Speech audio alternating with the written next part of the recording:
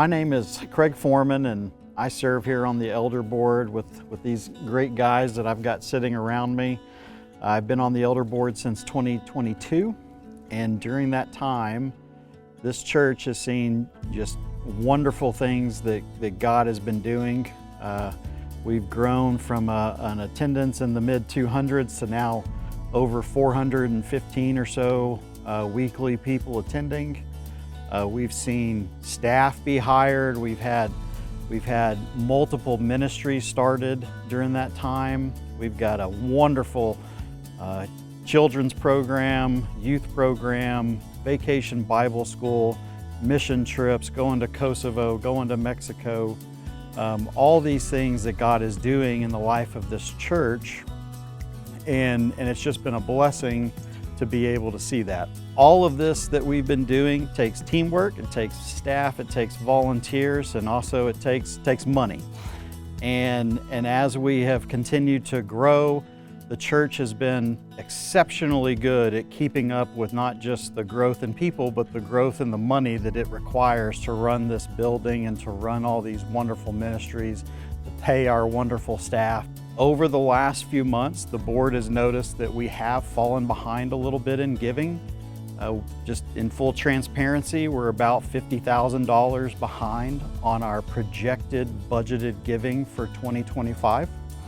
And so we just wanted to take this opportunity to take a chance to just talk a little bit about what each person on the elder board has seen through their life as they've learned what giving means for them, and they've learned what they've been called to do. And so as an introduction to that, I'm gonna go ahead and turn it over to Buddy Koch here, who's sitting next to me, and just give him a chance. Tell us a little bit about your giving history. Tell us about maybe something that you would want people to know about what that's looked like, and how that's been not just a blessing to you, but to your family. My father-in-law was CPA, and he was very, very involved at First Baptist Abilene for years and years and years. And because of his experience there, he was always really close to the financial committee, okay? Being a CPA, he also did Sandra and my income tax every year. He come to me one year and he always called it the bad news. When he got my income tax done, we sit down, we went over what he called the bad news. How much was I gonna owe, okay? And one year I remember he sat there and he said, now, you know that when you give money to the church, you can write it off your income tax.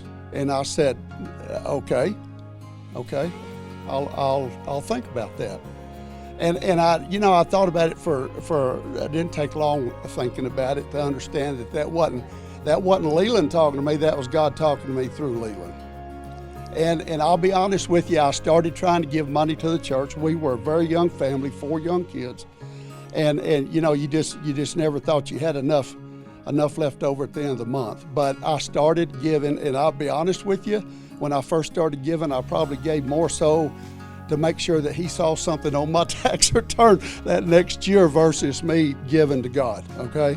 But the more I did, the more I got accustomed to it, and my business started growing, so I went to the Bible. I looked and to see what the Bible said about tithing, and somewhere in Psalms, I can't tell you exactly where, but it talked about first fruits, okay, and it said 10% of the first fruits, and then the next verse says, and your barns will be full, and your wine skins will be full of fresh wine. And I thought, okay, so if I'm understanding this right, the more I give, the more God's going to give me, so I can give more. And that's kind of the way I looked at it. And so I started, I got to the point to where it wasn't too long after that to where when I got paid every month, I would look at what my pay was, and I would write my tithing check right then. I don't care if it was on Monday. I still wrote that check so I'd carry it to the church the next weekend. But I had to have my eyes opened, and he did a very good job of that. I thank the good Lord for him very, very often, and for the lessons he taught me. But that was one of the biggest lessons he taught me was just, God's been good to you. You need to be good back to God.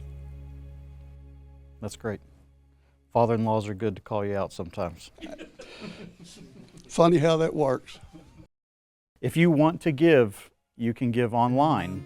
It's very easy. It's personally how I prefer to do it. I know there's lots of people who would prefer to write a check. You can write a check and make it payable to Odessa Bible Church, or you can give cash. We have boxes at the back of the sanctuary where you can drop them off every week, or as you see fit, you can drop it off at the church. We appreciate you as a body. Over the last 2 years, we've done a wonderful job of giving. And so even though we have fallen a little bit behind this year, we would just still encourage you to consider what does that look like for you.